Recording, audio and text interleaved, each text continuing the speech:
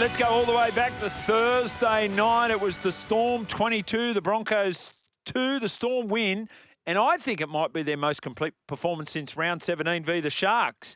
Because despite that crazy loss of Adam Reynolds and Ezra Mam in the one play, the Broncos were up for this game. They had to fight for everything, did the Melbourne Storm. Maybe got a little lucky around the Xavier Coates penalty try. Certainly the way that it played out over the course of the weekend, that needs looking at. We'll get to that very shortly. Harry Grant was superb, and he is finishing fast in the Dally M Player of the Year competition. The Knights 12, the Panthers 48. Called this one. Wow.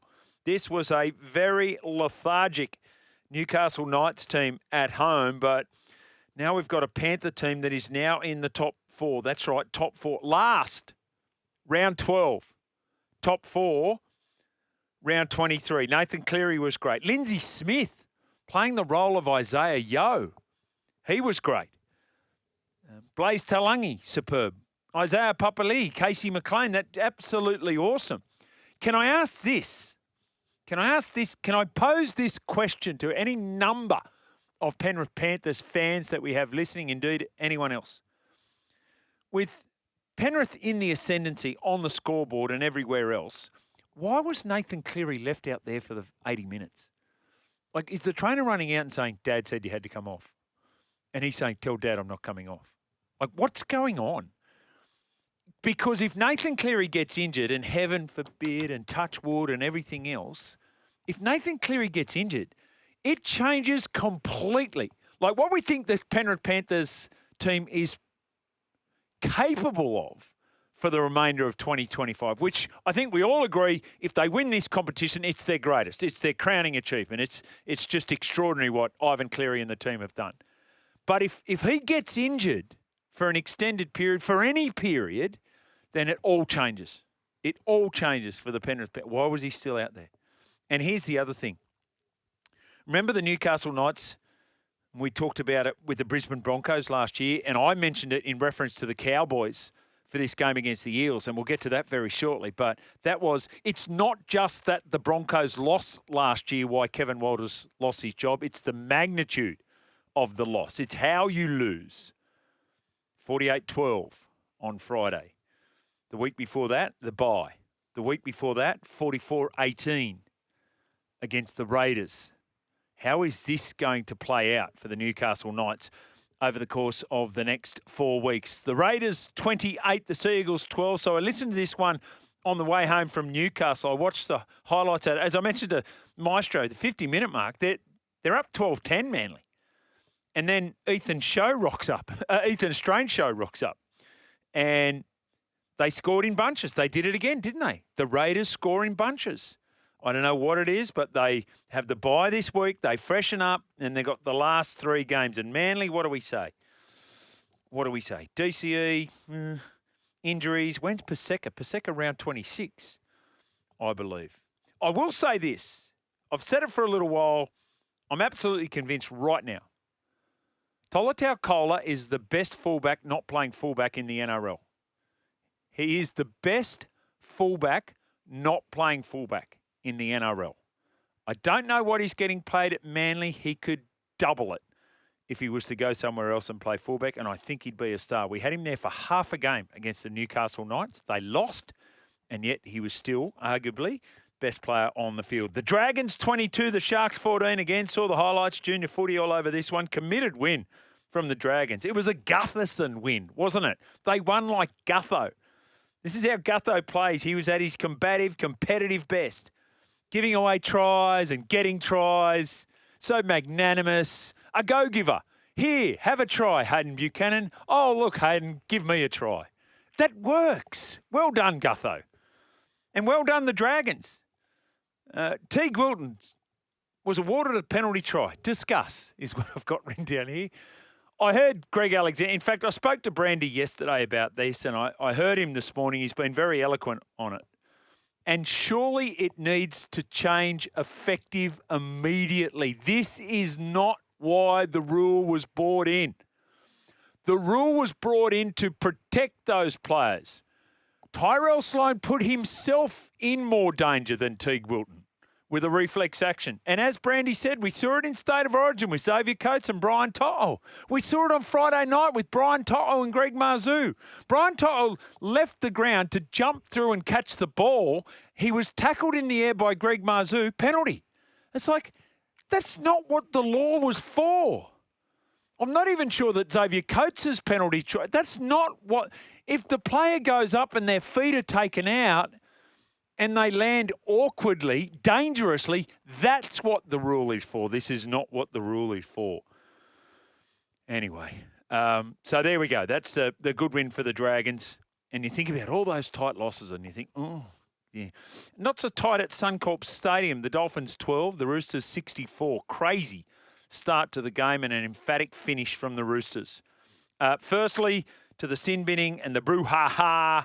Yes, Spencer Leniu should have been sin bin. And yes, Nafahu White should have been sin bin. And then I've read some other commentary and seen Christian Wolf, who I have ultimate respect for. You had to sin bin Francis Molo. He was second in all over the place. And if you agree that the Roosters are the aggressors, and I totally agree with that, and then you say, well, why do they need to get 2 sent off to match them? I asked, how does Orblix Tawa stay on the field? He threw a punch. It didn't hit anyone. It might have hit his own teammate, but he threw a punch. So how does he stay on the field? Anyway, otherwise, Mark Nawangani-Tawase is not available to be the Rookie of the Year. He's not eligible. And I remember in round 20, just talking to Scope and Noddy, calling a game, and I said, he'll probably do 3 more amazing things before the end of the year. He did 3.5 up there at Suncorp. He is just extraordinary what he's able to do. Sammy Walker plays different. Daniel Tupou, he's now 5th on the list. He's about to go past Stephen the Beaver Menzies to be 4th on the all-time list. He is charging at Billy Slater, who is 3rd on the all-time. Daniel Tupou, the most unassuming superstar player that you have ever seen. And I haven't even mentioned the best player. The best player on the field was James Tedesco. So refer earlier about a fast-finishing Harry Grant to the Dally M, but he was superb. The Bulldogs 32, the Warriors 14. Very important game for the Doggies. After a loss, they still looking at the top 2. They're sewing up a top 4. It was in the wet, but they had to bet in a new halfback, and now they've had to bet in a new hooker with Reid Marnie only getting 16 minutes at the end of the game. I thought Stephen Crichton was superb. Jacob Kiraz showed skills I didn't know he had. And the Warriors, well, their season is sliding away. And you must think, Andrew Webster, as you go, righto, let's roll the dice. Let's put Jet Cleary in there. Do we put Jet Cleary in there? And then you go, well, let's have a look how they went. They had a 34 points to 30 victory over the Bulldogs. It was watched by Ivan Cleary. And you know who the star of it was? I didn't watch it, but you know statistically who the star of the game was? Tanner Boyd. Tanner Boyd was superb. And yet, remember, not all stats in New South Wales Cup are created equal, certainly when you compare it to the NRL. But there we go. The Titans 18, the Rabbitohs 20. Heard this in the car, but apparently my man Trelwyn, did he? How did he go? I think he played okay. I watched the highlights, and I think he went better than okay. Wayne, what did you think about Trelwyn? Oh, well, we probably don't win if he doesn't play, so part of the difference, yeah. The other guys have all been playing their hearts out and doing their best. He showed that today, I think as he did. Get him on the plane to England for the Ashes. Do you think about it like this? Trelwyn, you go, right, well, you're not playing finals, so you'll have a bit of time off there, 3 weeks, then you come back, do some training, get ready for the Ashes. Huge series, Trell. It's going to be arguably the biggest crowd ever for a rugby league game at Wembley. It's going to be a sold-out Everton Stadium. It's a sold-out Headingley. It could be a career-defining one. Look at you, Mal Meninga, and the 1990 Kangaroo Tour. So, and then you get 8 weeks off. He might even qualify for 9 weeks off now under the collective bargaining. Go up to the farm at that point. Just go and enjoy yourself. Do whatever you like. But, Latrell, we'd love you to play left centre for Australia in the Ashes series. That's what I would be thinking of. Anyway, the Titans fought hard, didn't they? So refer earlier about, they fought hard. They're hanging in there. So this is not Des. Everyone says lost the playing group. That doesn't look like it, does it? But now you go Tino Fa'asuamalawi goes to the market. And you're like, all right, I'll just write down a question for Mal Meninga for Thursday. There's another one. Get his thoughts on that. But and that's a disaster. And the clauses in the contract work for no one other than the manager and the player, mostly the manager. And they certainly don't work for the Titans, so why even put them in? Just sign them to a 3-year deal. Talked about it yesterday with Big Tim Manor. Eels 19, Cowboys 18. This was a crazy game. I saw the last 30 minutes, but it all happened then, right? So Josh Adokar, 2 tries. His second try. Here's my nomination for Player of Indigenous Round. Here it is. Did you see it? I saw it. Josh Adokar's second try, slides in, gets the try.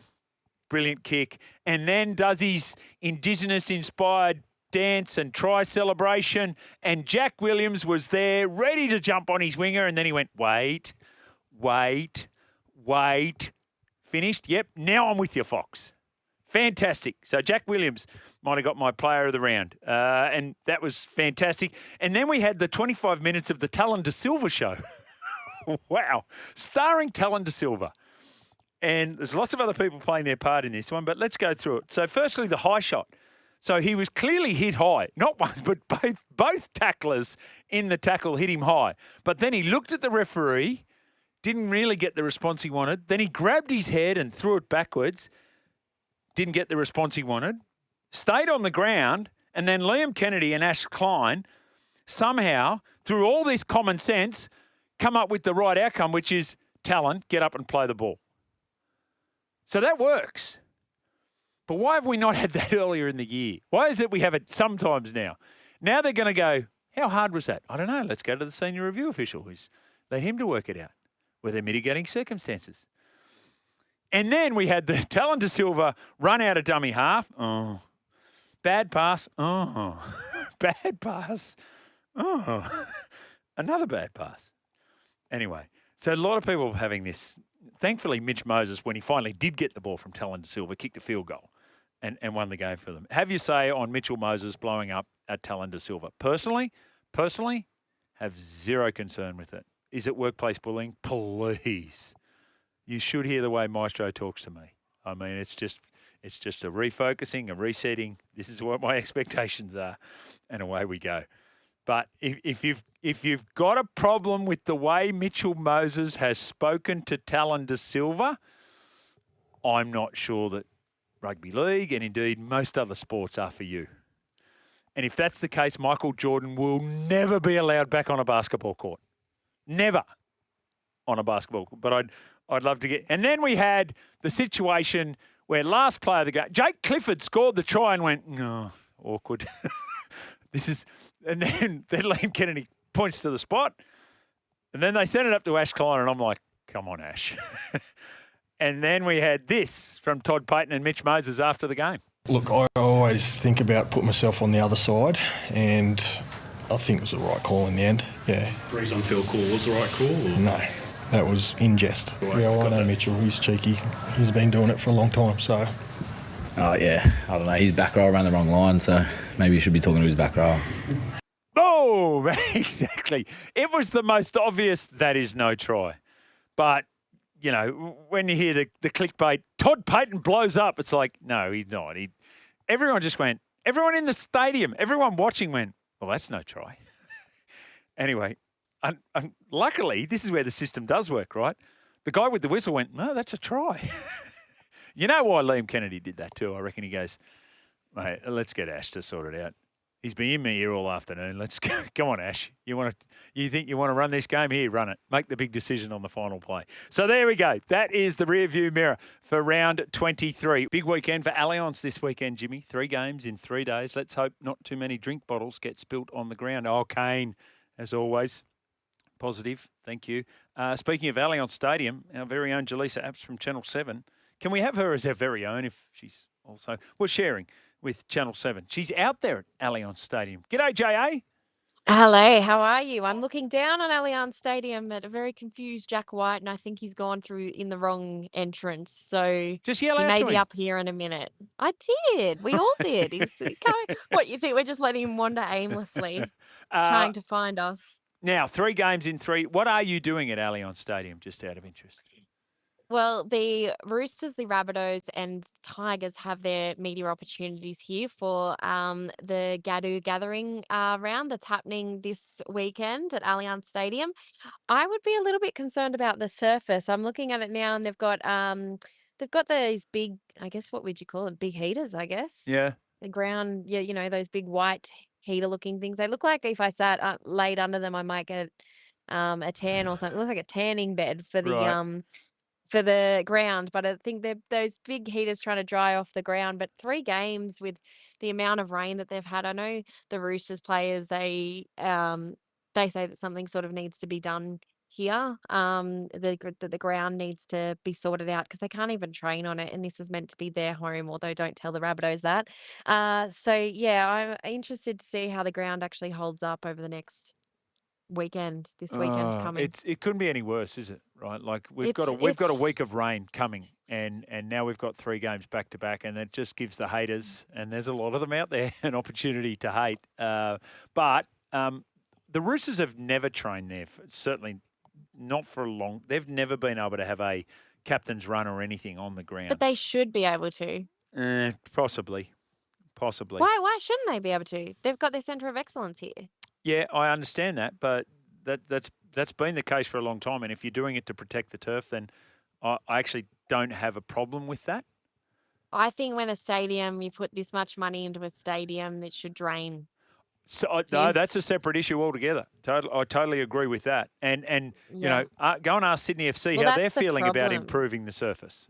Yes, absolutely. Yeah. I think that's their point. The players' point is like, they can't do anything on it because, it's just bad drainage. It's just bad ground. Yeah. Well, I remember when I was playing there and at the Rabbitohs, basically through all the 90s, we were never allowed to do we never ever did a captain's run on what was then, I think it was Sydney Football Stadium is what it was called. Times they are a-changing, Jimmy. It's a long time ago. It's a great point that you Times make. they are a-changing. You know what? I always forget you played. I always just think you're this hotshot radio announcer. I didn't know what you were going to say then. So, yeah. Oh, okay. Well, I can say a lot. Exactly. But yes, you did used to strap on a boot or two. Yeah. Now, Good for you're this hotshot reporter too, and I believe you've been at the heart of tracking down what exactly transpired at the Gold Coast airport on Saturday afternoon. What's the latest with Brandon Smith and his questioning by Queensland Police? Yeah, it's a bit of a strange one. So this came through to I wasn't actually on Saturday, but as rugby league does, it ropes me in. Yeah. So on Saturday, we came through our newsroom that a player had been questioned on arrival at the airport or been taken away by police. Now, my first thought was, well, I couldn't have a name of the player. The person didn't know. But they said it was definitely a player. Right. So my thought was maybe it was a fan initially. I thought, oh, maybe a fan is traveling through. But then when contacted, the police said it was a 29-year-old. And then by process of elimination, unless it was a staff member, you could figure out which player it was. Now, it's still very much up in the air as to what actually happened. So I reached out to South when I found out, when I was told this, and I was told nobody arrested, thanks for checking. And I found that the specific arrested, which I had actually asked arrested, and then I followed up with, was anyone questioned? And then that's when things went silent. So it felt as though, yes, probably someone had. And now we know that has happened. We don't know why. And for such a big name player, it is a little unusual that we haven't been able to, I guess, ascertain why. And I mean, that doesn't mean that there's been anything wrong either. I mean, obviously we have to keep an open mind of he could have just been getting off the plane. We chose not to name him in our news that night, but because he could have been getting off the plane and had to be told something about a relative, or he could have been getting off the plane and something's happened on the plane and they're just questioning everyone in that row. You've got to keep a really open mind about these things. Yeah. So at the moment we don't know why, but it doesn't necessarily mean that it's anything bad. And not arrested and not charged. No, just but questioned. questioned. The problem Yes. with no understanding of the why, it then leads to it fuels widespread It does. speculation. Yes, it does. Right. Yes. Right. And widespread theories and rumors Yep. and things like that. So, yes, you're right. That is, so I just guess urge caution before spreading those. So Wayne Bennett wouldn't talk about it in the press conference yesterday. When do we anticipate the South Sydney Rabbitohs giving? I'm sure Blake Solly is getting inundated with journalists who are asking the same questions that you were asking. When do we Yep. get clarification on that? Well, I don't think we will unless there is a charge or an arrest, which there wasn't. Yeah. Or unless someone like myself can find out. I don't think we will, because I guess the club at the moment are going, the best comment is no comment, and just let it sort of all die down. Cowboys trainer's been hit by the ball. It was second straight week. Given the ruling that it is now, it was a Cowboys ball again. They just had to play it, and there was a bit of consternation amongst the Parramatta Eels players on that one. Do you see it as a massive issue for the league? I think this one was obviously a mistake, and just, yeah, he was just in the wrong place, wrong time. And also, I actually did think the week before was a little extreme, the reaction to the Penrith trainer, to be honest. I thought everyone was like, I was like, all right, let's just all take a breath. Like, I thought 5 weeks. I know you and I spoke about this last week, and I thought a week, and you said, no, it'll be heavier than that. And you were right. I thought 5 weeks, like, we've had people break, like, we've had hip drops that haven't got that. We've had people break limbs that haven't got that this year. So Yes. I thought it was extraordinary, 5 weeks, and just the pile on to that trainer, which I thought was a honest mistake. Maybe I'm a little bit naive, but I can see myself being as vague as that. So it's like when you walk in the Geno's camera. Do we get 5 weeks for that? Maybe we should. You'd never be Um, on air, but anyway. yeah. So yeah, but I thought, look, I think the best way to solve this, and I suspect that the NRL will have a look at this in the off season, because they are, say what you say about the NRL, but they do generally, when they find an issue in the season, it is addressed pretty quickly in the off season. I think you'll see stricter rules around trainers, and I would just like to see trainers off unless there's breaks in play, unless there's a definitive break in play. There is no reason for a trainer to be on there unless there is injury, break in play. Corey Bocking didn't get that suspension and fine. Penrith did, I think. He got the suspension. I know, but for the repeated infringements, he was a victim. If that had happened the first time for a club, but it's the couple of situations we've had with the Penrith Panthers previously that where. So is it fair? Okay, so someone at my workplace goes out and commits a crime, and then I commit another crime. They go, oh well, because your mate did a crime as well, we're going to punish you as harder. There's a clearly defined role that he's fulfilling within that club. So the person that's doing that has done it again. So as I say, well, there's no chance he's doing the 5-week suspension, but he's not paying the $50,000 fine. No, exactly. So that's to the club, but the 5-week suspension is to him. Now we've got to be very quick. Blake Brayley, any latest contract? No, the last time I had interviewed Ronaldo Mulatalo, I think last week, and he said he knows he's staying, just sign the contract. Right. Good So negotiating tactic. I'm sure Blake was absolutely thrilled with that. Exactly. J.A., thank you. Have a great week. Stay dry. Bye. There she is, Jelisa Apps from Channel 7. For more like that, make sure to follow the SEN socials and listen to SEN 1170 AM, Sydney's home of sport.